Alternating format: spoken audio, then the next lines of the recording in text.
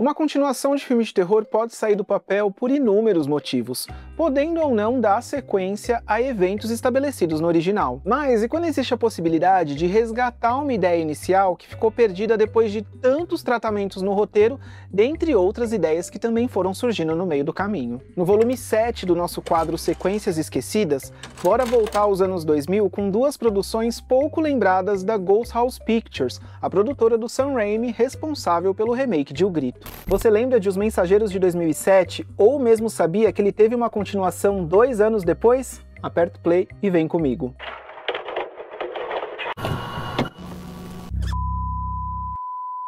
Oi, eu sou o Felipe Pérez e seja muito bem-vindo e bem-vinda ao Filmes Encontrados, um espaço para quem é apaixonado por filmes e séries de terror e suspense. Se esse é seu primeiro vídeo por aqui, já te convido a se inscrever e ativar o sininho das notificações. Os vídeos longos têm saído às terças, que eu chamo de terças de filmes encontrados, e nas segundas, quintas e sábados tem short. Então tem conteúdo a semana toda. Eu sei que as últimas semanas eu tenho falhado aí nas terças de filmes encontrados, mas mesmo quando eu não consigo fazer os vídeos longos, eu tento manter os shorts. Então, pelo menos toda segunda, quinta e sábado rola short, e nas semanas que estão um pouquinho mais complicadas e mais corridas, eu fico devendo vídeo de terça, mas a minha ideia é tentar manter vídeo toda terça sim, então fé que toda terça vai ter vídeo. Bora então rebobinar até 2007, que é onde o nosso vídeo de hoje vai começar. There is evidence to suggest that children are highly susceptible to paranormal phenomena. Crianças podem ver o que adultos não conseguem? Que avisos de morte podem estar camuflados no mundo dos vivos? Era com essa premissa que Os Mensageiros chegava aos cinemas em fevereiro de 2007 nos Estados Unidos e setembro do mesmo ano aqui no Brasil. They see what adults cannot. They believe what adults deny, and they are trying to warn us.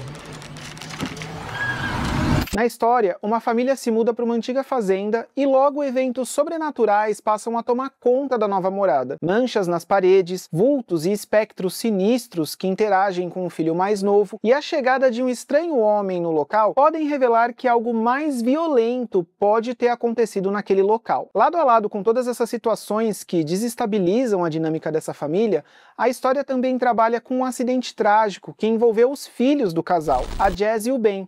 Acidente esse que criou uma distância entre mãe e filha e também foi responsável por fazer com que o Ben não falasse mais. Mom, please believe me. I'm not making this up. Just please. Just stop. Ben, what are you...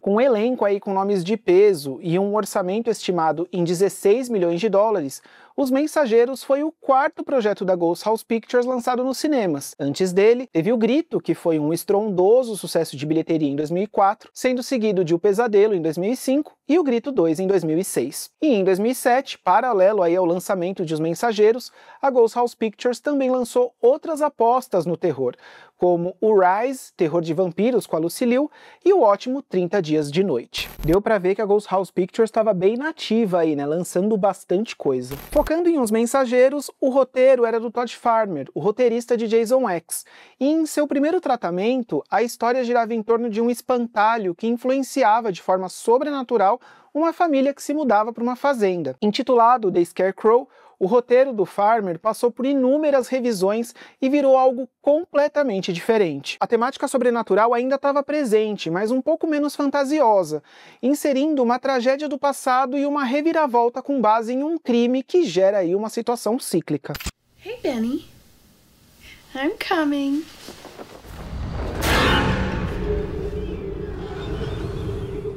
A verdade é que o projeto como um todo foi bem conturbado, e isso não se restringiu apenas ao roteiro. Os diretores convidados para comandar o projeto foi a dupla Danny Peng e Oxy Shun Peng, também conhecidos como os Irmãos Peng. Esse sobrenome chamou a atenção de Hollywood nos anos 2000 por conta do interessante terror chinês The Eye, a Herança, de 2002, longa que foi comercializado internacionalmente como o sucessor de O Sexto Sentido do Shyamalan, e acabou virando uma trilogia. Aqui no Brasil, as continuações de The Eye ganharam outros títulos, títulos Visões e Visões 2. Falo mais dessa confusão no volume 1 do quadro Títulos Confusos que te enganaram nas locadoras aqui do canal. Tem link na descrição depois para você assistir. E bom, com o boom do terror asiático nos anos 2000, a Ghost House Pictures, a produtora do Sam Raimi, focou bastante nessa direção com as produções que eu citei agora há pouco. Trouxe o Takashi Shimizu para dirigir o remake e continuação de O Grito. Com O Pesadelo, por exemplo, houve a tentativa de lançar uma produção sobrenatural original que bebesse muito da fonte do terror asiático, e com Os Mensageiros não foi diferente com a direção dos irmãos Peng. Mas, com as diversas alterações do roteiro e refilmagens que precisaram contar com a ajuda de outro diretor por conta do cronograma de produção, o resultado final parece apressado e até um pouco costurado com algumas mudanças de tom, principalmente no final. Ainda assim, acho que é um filme interessante, sombrio, e acho que tem algumas sequências bem macabras, acredito que muito graças à contribuição dos irmãos Peng, antes das inúmeras refilmagens comandadas pelo Eduardo Rodrigues. Se você assistiu The Eye 1 e 2, fica fácil identificar o estilo dos irmãos Peng em alguns momentos de Os Mensageiros. E o resultado nas bilheterias não chegou perto do sucesso que O Grito conseguiu naquela década, mas também foi bem longe de ser desastroso. Com um orçamento estimado em 16 milhões de dólares, Os Mensageiros fechou sua bilheteria mundial por volta dos 55 milhões, número que deixou aberto aí uma porta para uma possível continuação. Curioso que no ano seguinte, a Kristen Stewart, que é a atriz que interpreta aí uma das personagens principais do filme, iria estourar mundialmente com o lançamento de Crepúsculo, lá em 2008. Antes disso, claro, a Kristen já tinha diversos trabalhos em sua filmografia, como O Quarto do Pânico e Garganta do Diabo, mas nada se compara ao estrelato que ela conseguiu ao protagonizar Crepúsculo, franquia que tinha o rosto dela como capa. Fico só imaginando como teria sido a bilheteria de Os Mensageiros se Os Mensageiros tivesse sido lançado um pouco depois de Crepúsculo no ano seguinte. Eu acho que o Sam Raimi deve ter pensado muito sobre isso lá naquela década. Ele com certeza perdeu algumas noites de sono aí pensando nessa possibilidade de uma bilheteria muito maior por conta da popularidade da Kristen Stewart no ano seguinte. You okay? E bom, a continuação de Os Mensageiros veio mesmo, 2 anos depois. Lançada direto no mercado de home video, Os Mensageiros 2 chegou em 2009 em DVD nas prateleiras das locadoras, com a direção do cineasta dinamarquês Martin Bernewitz. E na época, só para contextualizar, com a exceção de Arraste-me para o Inferno, esse foi um período em que a Ghost House Pictures lançou diversas continuações nesse formato, como foi o caso de O Pesadelo 2 em 2008, O Pesadelo 3 e O Grito 3 em 2009, junto com Mensageiros 2, e 30 Dias de Noite, Dias Sombrios, lá em 2010. No meio disso tudo, Mensageiros 2 tinha um detalhe curioso em relação ao seu antecessor, que era justamente o resgate do argumento original do roteirista Todd Farmer sobre o espantalho sobrenatural assassino. 2009 deve ter sido um ano muito importante para o roteirista, porque, além de seu roteiro antes mutilado, finalmente vendo à luz do dia agora com Mensageiros 2, também foi em 2009 que foi lançado nos cinemas o remake de O Dia dos Namorados Macabro, que teve o roteiro dele. Mas focando em Mensageiros 2, a estrutura da história é bem parecida com a do primeiro, com uma família morando em uma fazenda e a relação ficando cada vez mais conflituosa por conta de uma ameaça sobrenatural, e também de um problema financeiro que ronda ali a família. Now, I was raised on a farm. I think I'd be good at this by now. meet the family that lived there first. Nice setup you got here. You hang your scarecrow, and the rewards come later. Who's he? It's a scarecrow. It's bad, Daddy.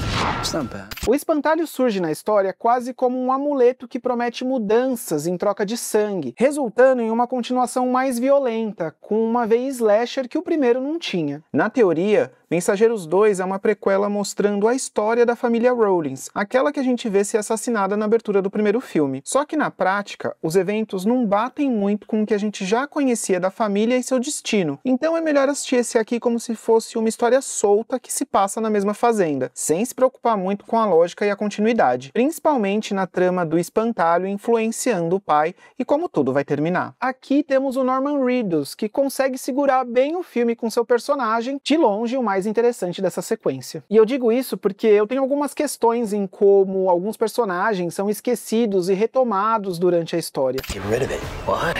It only did what you wanted. Do you know where your wife and children are?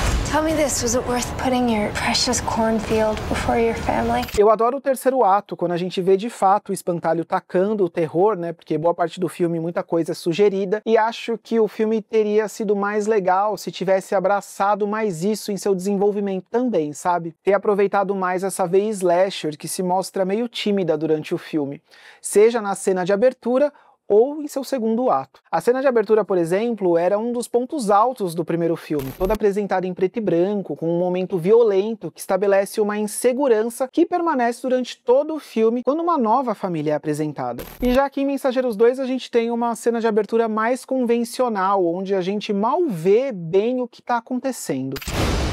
Nothing's gonna happen to you. You just have to trust me.